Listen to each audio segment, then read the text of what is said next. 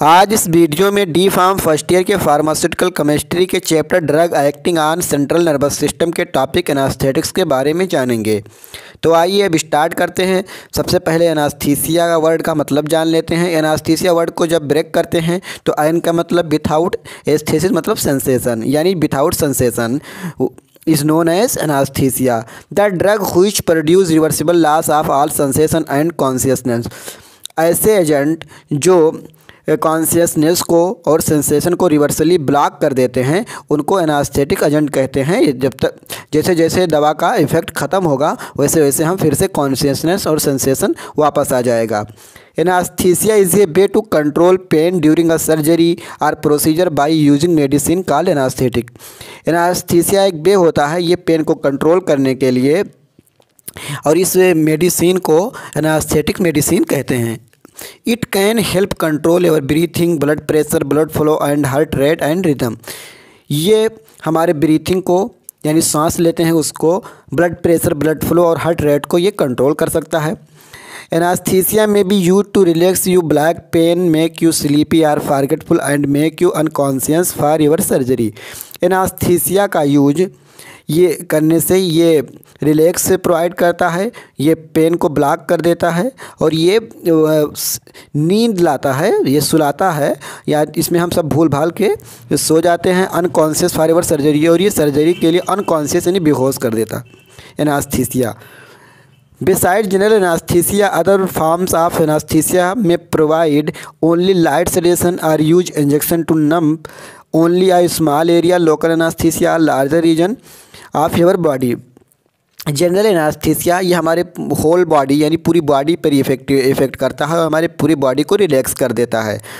जबकि लोकल एनास्थीसिया ये केवल पर्टिकुलर पार्ट के लिए होता है, जो ये केवल पर्टिकुलर पार्ट को ही ये शून्य करता है, इसको लोकल एनास्थीसिया कहते हैं। ये पर्टिकुलर पार्ट को ही इफ़ेक्ट करता है।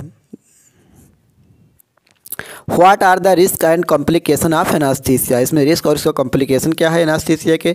Major side effect and other problem of anaesthesia are not common especially in people who are in good health.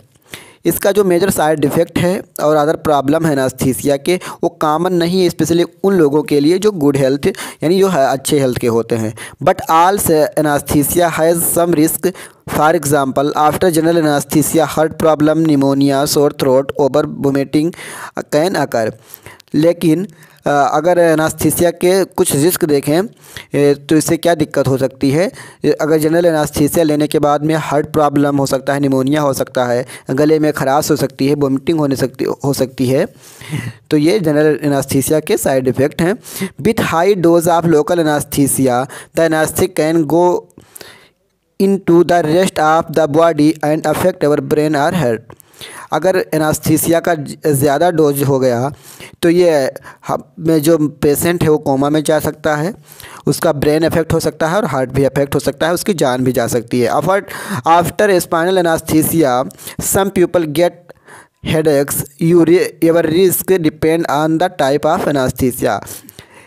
After spinal anaesthesia लेने के बाद में कुछ लोगों को हेडेक होता है। ये आपके ऊपर डिपेंड करता है कि आप किस टाइप के एनास्थीसिया ले सकते हैं, उस टाइप का ये साइड इफ़ेक्ट काज करेगा।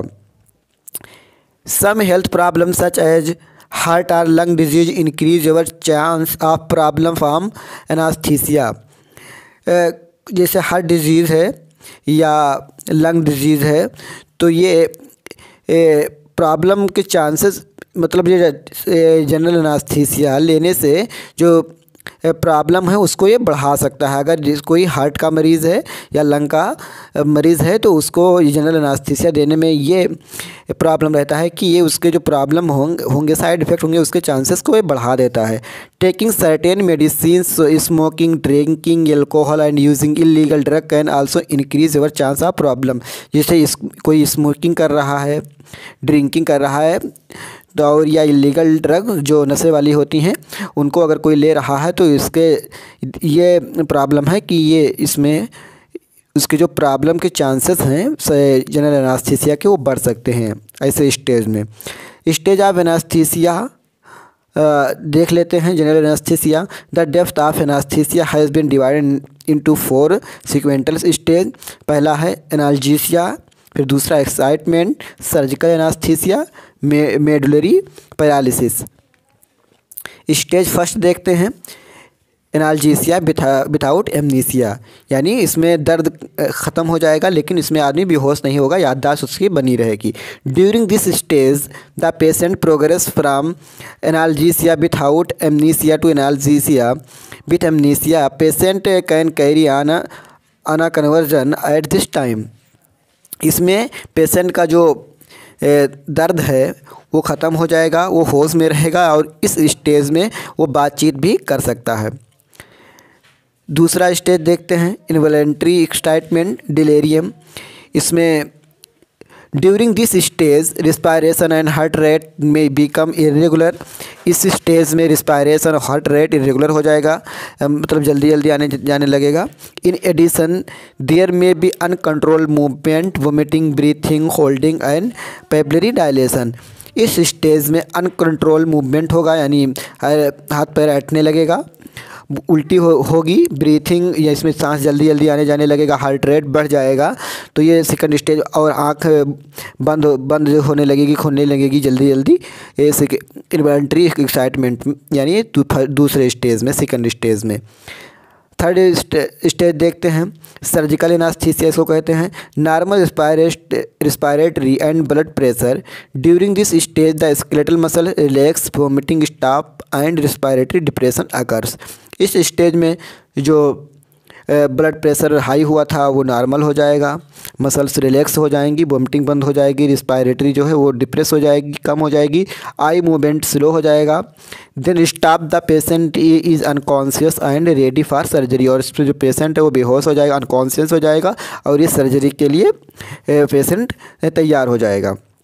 फोर्थ स्टेज देखते हैं, मेडुलरी डिप्रेशन। ये ओवरडोज के कारण होता है। Is the stage in this stage where too much medication has been given relative to the amount of surgical stimulation and the patient has severe brain stem or medullary depression।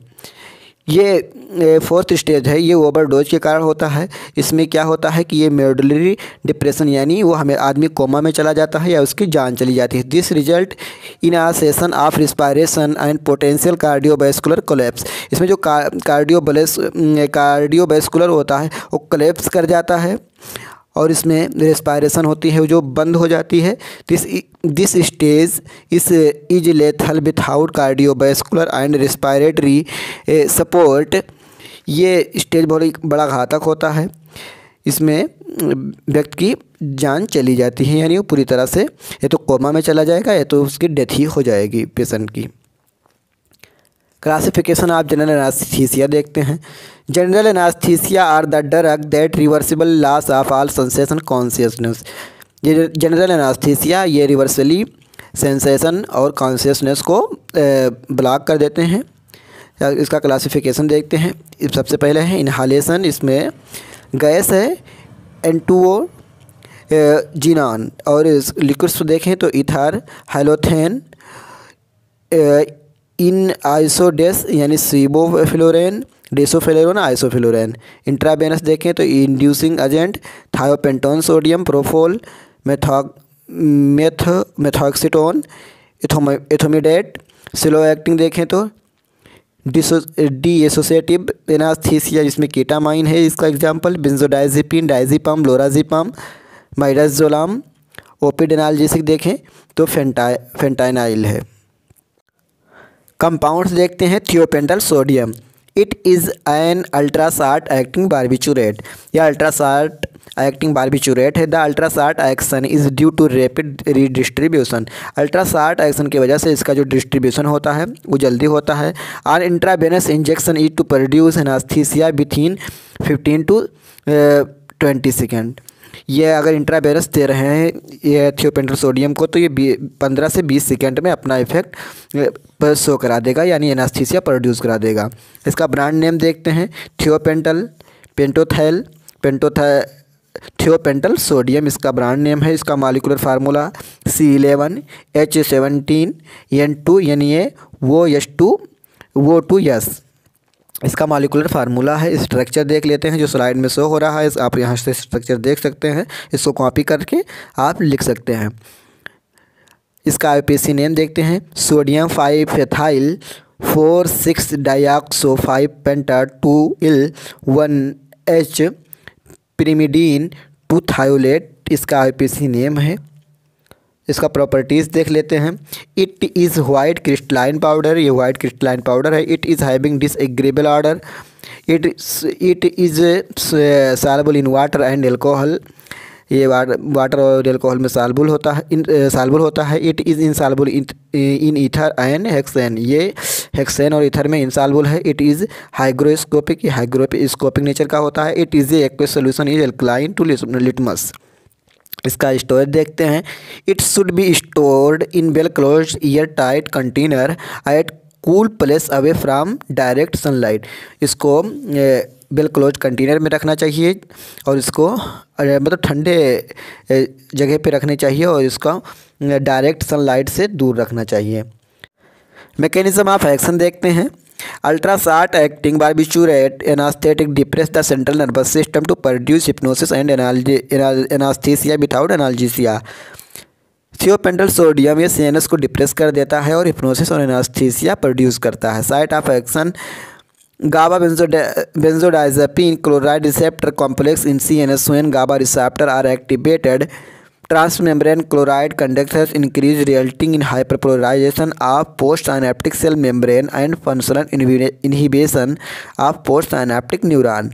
इसमें जो GABA है वो अपने specific receptor से जब bind करता है पोस्टसाइनेप्टिक cleft पे तो जो क्लोराइड आयन चैनल हैं वो ओपन हो जाता है और जो हमारे सेल में आयन होते हैं, मेरे फ्लूइड में आयन होते हैं सेल के फ्लूइड में, वो एक्स्ट्रासेलुलर टू इंट्रासेलुलर और इंट्रासेलुलर टू एक्स्ट्रासेलुलर में एक्सचेंज होने लगते हैं, जिससे सेल का हाइपरपोलराइजेशन होता है और प्रीसिनाप्टिक क्लेफ्ट में जो न्यूरॉन होते हैं उनका पोटेंशियल एक्शन रिड्यूस हो जाता है और डिप्रेशन काज होता है, यानी एनास्थीसिया प्रोड्यूस हो जाता है। यूज़ देखते हैं। Induction to general anaesthesia sole anaesthetics for short operation that are not painful for rapid control of conversion, ये कन्वर्जन को जल्दी कंट्रोल करता है। इसका मेन एक्शन है हिप्नोटिक्स एंड एंटी कन्वर्जेंट है। ये रूट ऑफ एडमिनिस्ट्रेशन देखते हैं। The dose by the intravenous route is 2 to 7 mg per kg, 3 to 5 mg per kg IV for healthy adults इसका डोज है। इसका एडवर्स इफेक्ट देखते हैं। Hypotension, respiratory depression, tissue necrosis, intra arterial injections, laryngospasm, यानी जो लेरिंगोस्पाज्म है वो मतलब वो उसमें कम मूवमेंट स्टार्ट हो जाता है, ब्रोंकोस्पाज्म, एलर्जिक रिएक्शंस और थ्रोम्बोफ्लेबिटिस, इसके एडवर्स इफेक्ट हैं। अगला कंपाउंड कीटामाइन हाइड्रोक्लोराइड देखते हैं। इट इज़ फेनसाइक्लिडीन डेरिवेटिव, इसे फेनसाइक्लिडीन डेरिवेटिव कंपाउंड है। Ketamine is frequently described as a unique drug because it has hypnotic, analgesic and amnesic effect. No other drug used in clinical practice combines these 3 important features. जो कीटामाइन hydrochloride है इसको frequently describe किया गया है कि ये unique drug है क्योंकि इसमें हिप्नोटिक्स, एनाल्जेसिक एंड एमनेसिक इफेक्ट होता है, जो कि अदर मेडिसिन जो क्लिनिकल मेडिसिन है वो इतना इफेक्ट नहीं रखती हैं, यानी कंबाइन मेडिसिन है जो दीज इम्पॉर्टेंट फीचर, ये जो इम्पॉर्टेंट फीचर है उनके पास में नहीं होता है। It was first used clinically in 1970 and because of this combined effect it was thought that it might be the perfect anesthetic agent. इसका जो क्लिनिकल यूज है कीटामाइन हाइड्रोक्लोराइड का 1970 में है, 70 में हुआ है, क्योंकि ये जो इसका कंबाइन इफेक्ट है इसको लेकर के ये सोचा गया है कि जो इसका ये परफेक्ट एनास्थेटिक एजेंट है, ये मतलब एक अच्छा परफेक्ट एनास्थेटिक एजेंट है कीटामाइन हाइड्रोक्लोराइड। इसका ब्रांड नेम देखते हैं। एंकेट केटलार इसका ब्रांड नेम है। इसका स्ट्रक्चर आप देख सकते हैं स्लाइड में जो बना हुआ है, आप यहाँ से स्क्रीनशॉट लेकर के लिख सकते हैं। इसका आईपीसी नाम देखते हैं 2 क्लोरोफेनाइल 2 methyl amino cyclohexane 1 hydrochloride.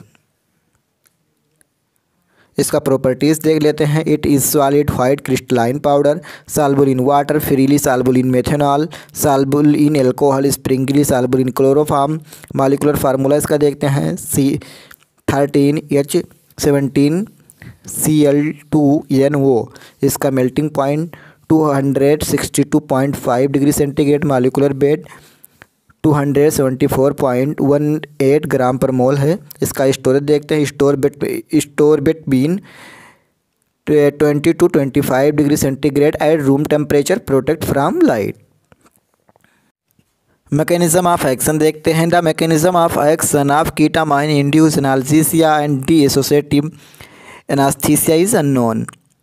It interacts with multiple CNS receptors. Ketamine binds non-competitively to the phencyclidine recognized site on N-methyl D-aspartate NMDA receptors. In addition, ketamine exerts effect at other sites including opioid receptor, muscarinic receptor, and nicotinic acetylcholine receptor. Ketamine hydrochloride, ये अगर normally देखा जाए तो ये opioid receptor से bind करता है और NMDA रिसेप्टर को इनहिबिट कर देता है। जो इसका एक्शन होता है उसको इनहिबिट कर देता है, जिससे ये पेन परसेप्शन और फिर ये सेडेशन को इंड्यूस करता है। यूज़ देख लेते हैं। For the induction of anaesthesia specially in poor risk patient with hypotension और अस्थमा। ये एनास्थीसिया इंडक्शन के लिए यूज किया जाता है as a sole agent for short procedure such as change of burn dressing. ये सोल एजेंट होता है जो शार्ट प्रोसीजर लाइक ये बर्न ड्रेसिंग है तो उसको चेंज करने में यूज किया जाता है। For pre hospital care and mass casualties for analgesia both post operatively and in patient receiving intensive care. For pain relief in patient with chronic pain, ये पेन को रिलीव करेगा, क्रोनिक पेन है तो उसको ठीक करता है। And for the reversal of severe unresponsive asthma को ये ठीक करता है। एडवर्स इफेक्ट देखते हैं। Emergencies, delirium, nightmares and hallucination, hypertension and tachycardia. This में be harmful in previously hypertensive patient and in those with ischaemic heart disease. यह hypertension and tachycardia adverse effect show करता है तो this में भी harmful previously hypertensive. अगर कोई hypertensive patient है तो उसके लिए ये हार्मफुल ज़्यादा घातक हो सकता है ये, जैसे कोई हार्ट डिजीज है हाइपरटेंसिव वाला। Prolonged recovery, salivation, anticholinergic, premedication is essential. Increase intracranial pressure, allergic reaction like skin rashes have been reported. अगला कंपाउंड प्रोपोफोल देखते हैं। It is famous milk of amnesia, alkyl phenol intravenous anaesthetics agent. Brand name इसका देखते हैं सिलोफॉल, क्रिटिफॉल, फिरसोफॉल, नेरोफ। इसकी properties देखते हैं। इसका मॉलिक्यूलर फार्मूला C12H18O है। मॉलिक्यूलर वेट 178.27 ग्राम पर मोल है। इसका मेल्टिंग पॉइंट 256 सेंटीग्रेड है। It is insoluble in water, soluble in alcohol and toluene.